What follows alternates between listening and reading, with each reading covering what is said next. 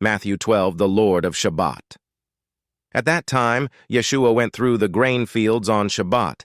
His disciples became hungry and began to pluck heads of grain and eat them.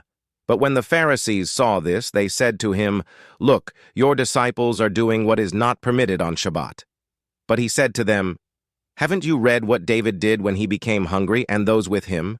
How he entered into the house of God, and they ate the showbread, which was not permitted for him to eat, nor for those with him, but only for the Kohanim? Or haven't you read in the Torah that on Shabbat the Kohanim in the temple break Shabbat and yet are innocent? But I tell you that something greater than the temple is here. If you had known what this means, I desire mercy, not sacrifice, you wouldn't have condemned the innocent. For the Son of Man is Lord of Shabbat." Leaving from there, he went into their synagogue. A man with a withered hand was there, and so that they might accuse him, they questioned Yeshua, saying, "Is it permitted to heal on Shabbat?" He said to them, "What man among you will not grab his sheep and lift it out if it falls into a pit on Shabbat? How much more valuable then is a man than a sheep? Therefore it is permitted to do good on Shabbat." Then he said to the man, "Stretch out your hand." And he stretched it out, and it was restored, as healthy as the other. But the Pharisees went out and plotted against him, how they might destroy him. God's chosen servant brings hope. Knowing this, Yeshua went away from there, and large crowds followed him, and he healed them all. And he sternly warned them not to make him known. This was to fulfill what was spoken through Isaiah the prophet, saying, "Here is my servant whom I chose, the one I love, in whom my soul takes delight. I will put my ruach upon him, and he shall proclaim justice to the nations. He will not quarrel or cry out, nor will anyone hear his voice in the streets. A crushed reed he will not break, and a smoldering wick he will not snuff out, until he brings forth justice to victory. And in his name the nations shall hope." Whose power will rule. Then a demon-plagued man, who was blind and mute, was brought to Yeshua, and he healed him, so that he spoke and saw.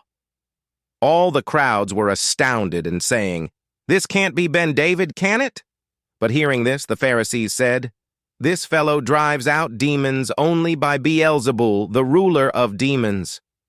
Knowing their thoughts, Yeshua said to them, "Every kingdom divided against itself is destroyed, and every city or house divided against itself will not stand. If Satan drives out Satan, he is divided against himself. How then will his kingdom stand? And if I drive out demons by Beelzebul, by whom do your sons drive them out? For this reason, they will be your judges. But if I drive out demons by the Ruach Elohim, then the kingdom of God has come upon you.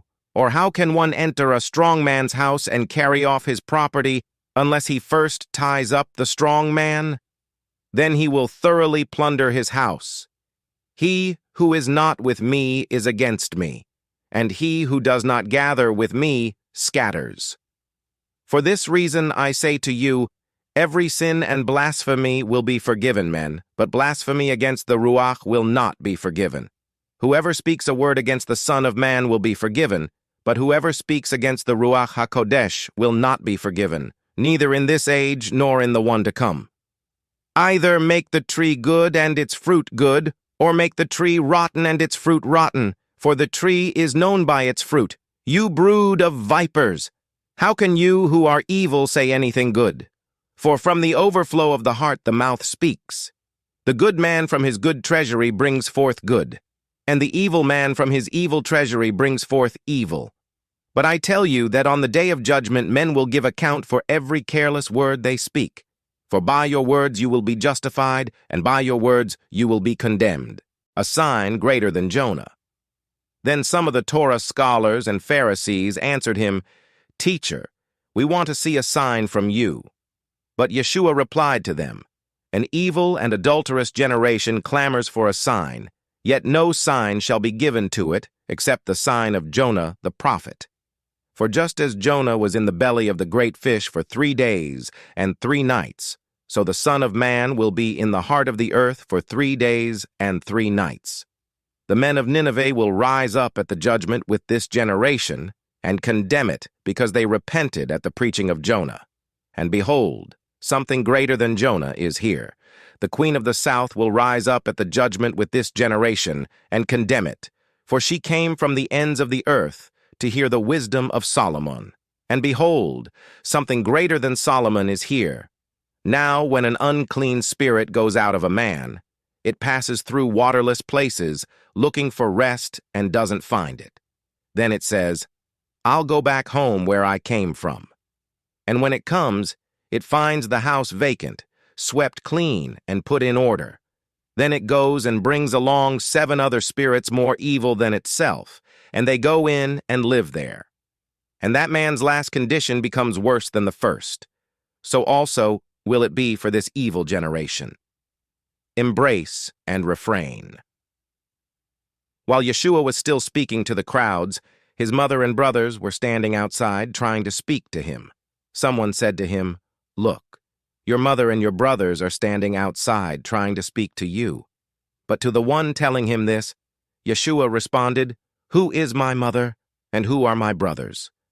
Stretching out his hand toward his disciples, he said, "Here are my mother and my brothers. For whoever does the will of my Father in heaven, he is my brother and sister and mother."